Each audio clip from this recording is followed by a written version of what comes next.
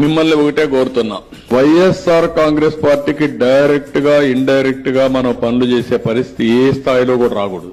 ఇది ఇంప్లిమెంటేషన్ చేసేటప్పుడు మాత్రం కులం గాని, మతం గాని, ప్రాంతం గాని, రాజకీయాలు గాని, పార్టీలు గాని ఇవేవి కూడా చూడొద్దండి. అర్హత ఉన్న ప్రతి ఒక్కరికి ఇది చేరాలి. మనకు ఓటు వేయని వాళ్ళకు కూడా మనం మంచి చేయాలి. వాళ్ళకు అర్హత ఉంటే వాళ్ళకు అందాలి. మనం చేసిన మంచిని చూసి రేపొద్దున వాళ్లే మళ్లీ మనకు ఓటేసే పరిస్థితులు మనం క్రియేట్ చేసుకోవాలి. ఎన్నికలు అయ్యేదాకే రాజకీయాలు, ఎన్నికలు అయిపోయిన తర్వాత అందరూ మన వాళ్ళే.